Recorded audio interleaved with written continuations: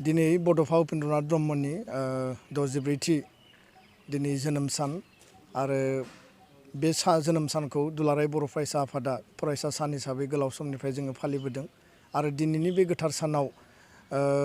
दुलाराय बर' माहारियानो बड'फा उपेन्द्रनाथ ब्रह्मखौ गोसोखांदों आरो लोगोसे दुलाराय बर' फरायसा आफादनि जानानै दिनैनि बे फरायसा सान आरो बड'फानि जोनोम सानजों लोगोसे लोब्बा लाखिनानै दुलाराय बर' फरायसा आफादनिफ्राय बुहुमाव थांनानै थानाय बर' फिसाफोरनो गोजोन आरो हामलायनायखौ जों बावहरदों आरो लोगोसेनो बड'फानि जिउ आत्माया जाहाथे सोरगोआव आलो गोजोननि जायगा मोनो आरो बिथाङा थांना थानाय बर' फिसाफोरनो जाहाथे लामा दिन्थिहरनो हायो बोर सारस्रिहरनो हायो बेखौनो आनान गसाइनि खाथियाव जोङो आर'ज गाबदों। दिनैनि बे सानाव जोङो गोसोखांदों जे बुहुमाव दिनै कभिड-19 बा नभेल कर'ना भाइरासजों साग्लोबजानानै दिनै 30,000निबो बारा सुबुंनि जिउ खहा जाबाय,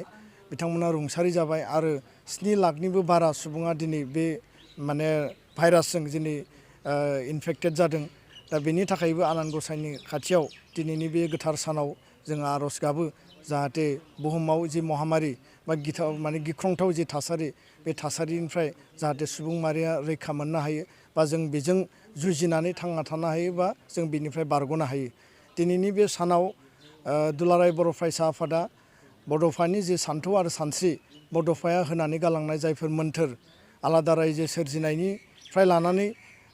बर' हारि गेरेमसा दानायनि जिफोर सान्थौ आरो सानस्रिखौ जोंनो होनानै गालांबाय जोङो फिन खेबसेबाव जोङो समायखेरा लादों बड'फाया होनानै गालांनाय बै माइलस्टोन बा खुन्थियाखौ जोङो मोनहैनो थाखाय जायफोर खामानिफोरखौ जों मावलांनांगौ रांखान्थि बिथिङाव सोलोंथाइ बिथिङाव राजखान्थिक अधिकारनिफ्राय लानानै समाजारि थासारि सोलायहोनायनि थाखाय समाज जौगाहोनायनि थाखाय गासैबो बिथिंखौ जोङो हाबा मावलांनो थाखाय दुलाराय बर' फरायसा आफादा जोङो फिन बेखौ गोसोखांदों आरो लोगोसेनो बुहुमाव थांना थानाय बर' फिसाफोरनि आबुं गुस्लायनायनि थाखाय बुहुमाव थांना थानाय बर' फिसाफोरखौ जौगाहोनो थाखाय बा हारिखौ गेरेमसा माहारि दाफुंनो थाखाय मिशन क्वालिटी इडुकेसन बड'फा मिशन फर सास्टेनेबल चेन्जनि गेजेरजों बर' हारियाव जायफोर हाबाफारिफोरखौ जों लानानै खामानि मावबाय थादों बेखौ जोङो जेब्लाबो कन्टिनिउ खालामगोन आरो बिनि गेजेरजों बड'फानि जि सिमां दङमोन बर' हारि गेरेमसा दानायनि थाखाय बर'आव हारि हिसाबै थांना थानो थाखाय गासैबो बिथिङाव जोंनि जौगानांगौनि खामानिफोरखौ जोङो अरायबो मावलांगोन आरो बेखायनो दिनैनि बे समाव जोङो बयबो मिरु आफादनिफ्राय लानानै जिल्ला दख'रा इउनिट कमिटिफ्रा दिनै बे बड'फानि गोथार सानखौ जोङो अबजार्भ खालामदों आरो जेरावबो जों बेखौ फालिदों। गुबुन बोसोराव जों जेरैबायदि फरायसा सानखौ फरायसा फरायसुलिफोरखौ लानानै जोङो हाबाफारि लायोमोन बयबो रायजो राजाफ्रा बेयाव बाहागो लायोमोन। देग्लाय नेसन वाइड 21 डेज लकडाउननि थाखाय जों बे हाबाफारिखौ गिदिरै जों खुंफुंनो हायाखै आरो बे जि भारत सरकारनि जि एडभाइजरि दङ जे जोङो मिनिमाम ससियेल डिसटेन्स बा गोजानाव थानानै जोङो मेनटेन खालामनानै जोङो बे हाबाफारिखौ दिनै बयबो जोंनि मावखुलियाव जों खुंफुंदों नियम बायदियै आरो बिनि गेजेरजों जोङो फैबाय थानाय समाव जोंनि जे हाबाफारिफोर मावनांगौ दङ बे हाबाफारिफोरखौ जोङो कन्टिनिउ खालामगोन आरो लोगोसेयैनो दिनैहाय बे नेसन वाइड लकडाउननि गेजेरजों जोंनि फरायसालि कलेज इउनिभारसिटिफ्रा दिनै बन्द' जानानै दङ जोंनि फरायसा फरायसुलिया दिनै न'आवनो दङ। दा आङो दिनैनि बे फरायसा साननि गेजेरजों आपिल खालामगोन खावलायगोन जोंनि फंबाय बिनानाव जोंनि लाइमोन सेंग्रा सिख्ला फरायसा फरायसुलि बिथांमोनखौ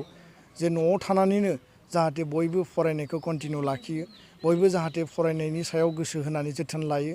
गावनो न'आव जिखिनि हायो बेखिनिखौ फरायनानै जाहाथे लेसनफोरखौ फोजोबनानै लायो खारन बेबायदि मोनसे गिख्रंथाव महामारिजों जुजिनांगौआ गोलाव साननि गोनांथिबो जानो हायो आरो बे गोलाव सानाव जाहाथे जोंनि फरायनाया खहा जाया जोंनि सोलोंनांगौआ खहा जाया जोंनि मेलेमा जाहाथे